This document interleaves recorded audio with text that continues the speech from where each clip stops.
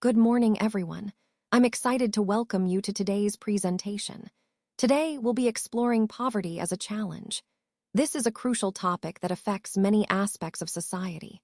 Over the next few slides, we'll look at what poverty really means, its impacts, and possible ways to address it. Let's dive in and understand this important issue together. Let's take a look at the contents of this presentation.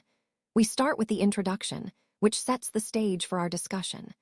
Moving on, we'll explore how social scientists view poverty, offering us a deeper understanding of its various dimensions. Then, we'll examine specific cases, urban and rural, to see how poverty manifests differently in these settings. Next, we'll ask ourselves, what do these different perspectives and cases tell us? Understanding this is crucial for grasping the complexity of poverty. We'll also look into social exclusion, which is a key factor that often perpetuates poverty by marginalizing certain groups. Furthermore, we'll discuss the concept of the poverty line, which is a fundamental measure used to identify who is considered poor. Then, we'll delve into the causes of poverty, exploring the root issues behind this persistent challenge. Following that, vulnerability will be examined, how certain populations are more susceptible to falling into poverty or remaining in it. We will also review the anti-poverty measures implemented by the Indian government, highlighting efforts to address this pressing issue. Lastly, we'll consider the challenges ahead, acknowledging that despite these measures, there are ongoing obstacles to effectively reducing poverty. Throughout this presentation, the overarching theme is to understand the multifaceted nature of poverty and explore comprehensive solutions. Let's take a moment to reflect on what poverty really means in our daily lives. When we walk through villages, we often see landless laborers struggling to make ends meet. In cities, overcrowded juggies house families who lack basic amenities. We also come across beggars with children in torn clothes, seeking help. Poverty is all around us, and it's important to understand how widespread it is. In fact, every fourth person in India is poor, which is a staggering statistic. That means approximately 260 million people in our country live in poverty. To put it in perspective, India has the largest number of poor people in the world. This highlights the enormity of the challenge we face. Now, let's look at two typical cases that illustrate the different phases of poverty, helping us understand its impact better. Let's take a closer look at Ram Saran's story, which highlights the realities faced by many in urban areas. Ram Saran is 33 years old and works as a daily wage laborer at a wheat flour mill near Ranchi, Jharkhand. On a good day, he manages to earn about 1,500 rupees per month, but this amount often isn't enough to support his entire family. He has a wife and 4 children, ranging from 6 months to 12 years old, plus his elderly parents who live in a nearby village, to whom he sends money regularly. Ram Saran lives in a small one-room rented house on the outskirts of the city, in a crowded settlement. His wife, Santa Devi, works part-time as a maid in a few houses, earning around 800 rupees a month. Together, their combined income is barely enough for a simple meal of dal and rice twice a day, which is still not sufficient for everyone. Their eldest son helps out by working as a helper in a tea shop, earning an additional 300 rupees. Their 10-year-old daughter stays at home to take care of her younger siblings. Sadly, none of the children are in school, and they only have 2 pairs of second-hand clothes each. Shoes are considered a luxury, and when the children fall ill, they lack access to health care. This story underscores the immense challenges faced by many urban families living in poverty. It highlights how limited income impacts every aspect of life, from education and health to basic nutrition. Connecting this to the overall theme, it's a powerful reminder of the urgent need for support systems and policies that can help uplift families like Ram Saran's. Let's take a look at the rural case now. Here, we see some unique challenges and opportunities that are quite different from urban environments. When working in rural areas, it's important to understand the local context, things like limited infrastructure, access issues, and sometimes even cultural differences that can influence how solutions are received. At the same time, rural communities often have strong social ties and a deep connection to their environment, which can be leveraged to implement sustainable solutions. This case really highlights the importance of tailoring strategies to fit the specific needs of rural populations, ensuring that interventions are both effective and respectful of local traditions. Overall, this example ties back to our broader theme of adaptable, context-sensitive approaches. It reminds us that whether in rural or urban settings, understanding the unique characteristics of each environment is key to making meaningful, lasting impact. Let me tell you the story of Laka Singh. He comes from a small village near Meerut in Uttar Pradesh. His family doesn't own any land, so they have to do odd jobs for the larger farmers in the area. Sometimes, they earn just 50 rupees for a hard day's work. With a family of 8, it's often difficult to get 2 square meals a day. They live in a kucha hut on the outskirts of the village, and the women spend their days chopping fodder and collecting firewood from the fields. Laka had to start earning money when he was only 10 years old. His father, who was suffering from tuberculosis, passed away 2 years ago because he couldn't get the right medication. Now, Laka's mother is also ill with the same disease, and her health is slowly declining. Although there is a primary school in the village, Laka never attended it. Instead, he began working at a young age to help support his family. Living conditions are tough. New clothes are bought only once every few years, and even soap and oil are considered luxuries for them. This story highlights the harsh realities faced by many children like Laka, who are forced to grow up quickly because of circumstances beyond their control. It underscores the importance of addressing these issues as part of our broader goal to improve lives and create opportunities for all. So, what do these images really show us? They highlight that poverty isn't just about having less money.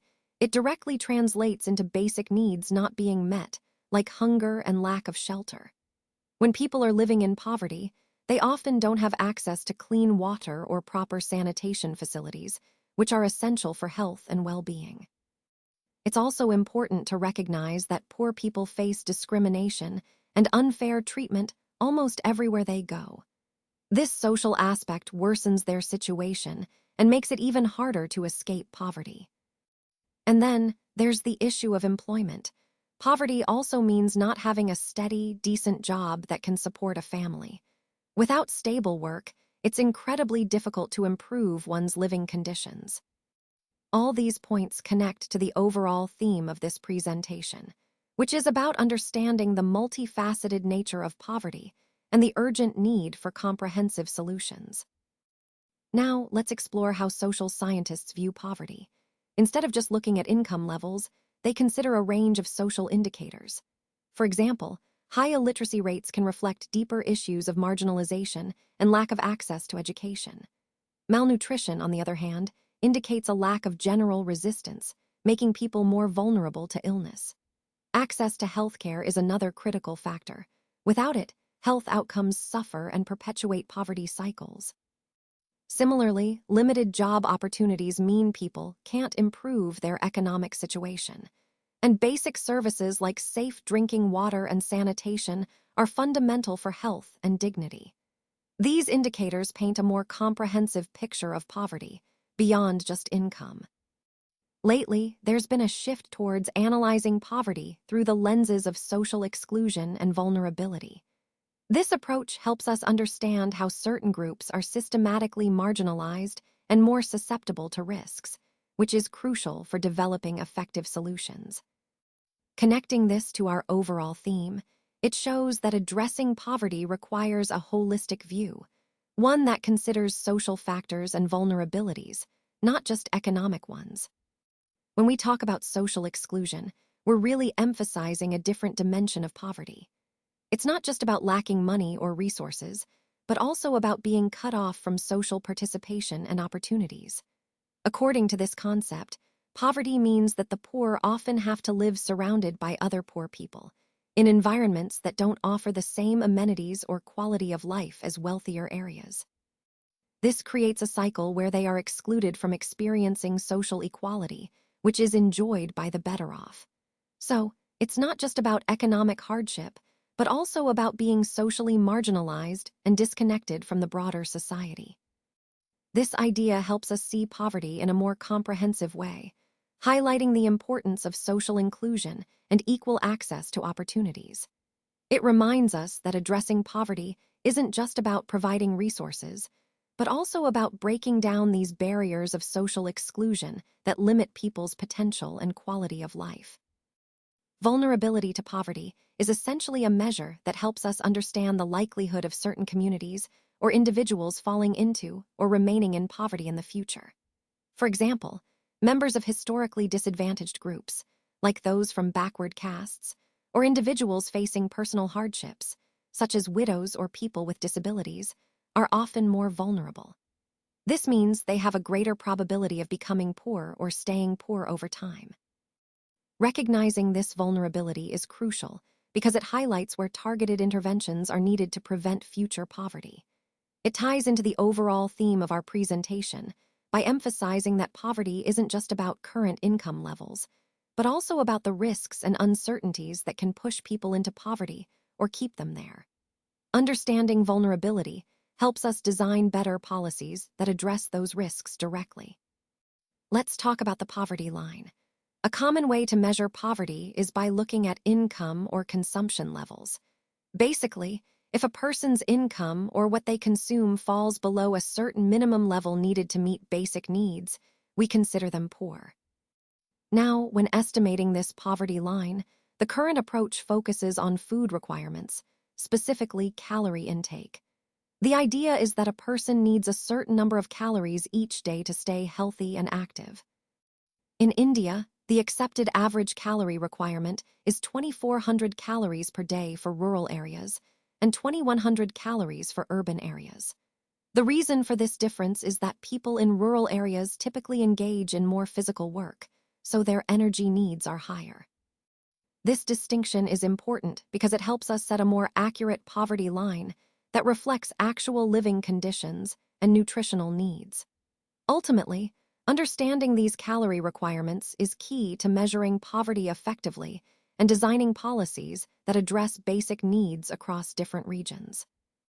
Let's delve into the causes of poverty, which are quite complex and interconnected. One major factor has been the low level of economic development during the British colonial administration. Unfortunately, the efforts to promote economic growth and control the population both fell short, and this failure ended up perpetuating the cycle of poverty that many communities face even today. Another important point is the irregularity of small incomes. Many people earn just enough to get by, but their incomes are inconsistent, making it hard to plan for the future or improve their living conditions. Sociocultural factors also play a significant role. Cultural norms, social practices, and traditional beliefs can sometimes hinder economic progress or access to education and resources, further trapping people in poverty. Huge income inequalities are another critical aspect. When wealth is concentrated in the hands of a few, it leaves the majority with very little, which exacerbates poverty and limits opportunities for social mobility. Finally, economic factors such as lack of access to markets, poor infrastructure, and limited employment opportunities all contribute to the persistence of poverty. All these factors are interconnected, and understanding them helps us see why poverty remains such a persistent challenge, especially in the context of historical development and socioeconomic dynamics. Let's now look at the anti-poverty measures taken by the Indian government. The current strategy is broadly based on two main pillars. First, promoting economic growth, and second, targeted anti-poverty programs. Starting with the promotion of economic growth, one key initiative is the National Rural Employment Guarantee Act of 2005, or NREGA. This scheme aims to provide livelihood security in rural areas by offering at least 100 days of wage employment per year to every household whose adult members are willing to do unskilled manual work. The idea is to ensure a basic income and improve rural livelihoods. Next is the National Food for Work program, launched in 2004. It was introduced in the most backward districts to generate supplementary wage employment. This program is open to all rural poor who are ready to do manual labor, and it also provides food as an incentive, linking employment with food security. Then we have the Prime Minister Rozgar Yojana, which started in 1993. Its goal is to create employment for over 1 million people by encouraging the start of microenterprises, especially among educated youth. This scheme promotes self-employment through business, commerce, and service sectors. Another important scheme is the Rural Employment Generation Program, launched in 1995. It focuses on developing entrepreneurial skills among rural youth, encouraging rural industrialization, and facilitating greater financial support from institutions to boost rural industries. Moving to targeted anti-poverty programs, the first is the Swarna Jayanti Gram Swarozgar Yojana, launched in 1999. It aims to promote self-employment by forming self-help groups based on local skills and aptitude. Funds for this come from NGOs, banks, and financial institutions, helping communities develop their own economic activities. Following that is the Pradhan Mantri Gramoddaya Yojana, introduced in 2001. Its focus is on sustainable human development at the village level, covering key areas like health, education, housing, drinking water, and nutrition to improve the quality of life in rural areas. Lastly, there's the Antyodaya Anna Yojana, which targets the poorest families, about 10 million of them. Under this scheme, these families receive 35 kilograms of rice and wheat at highly subsidized prices, aiming to ensure food security for those most in need.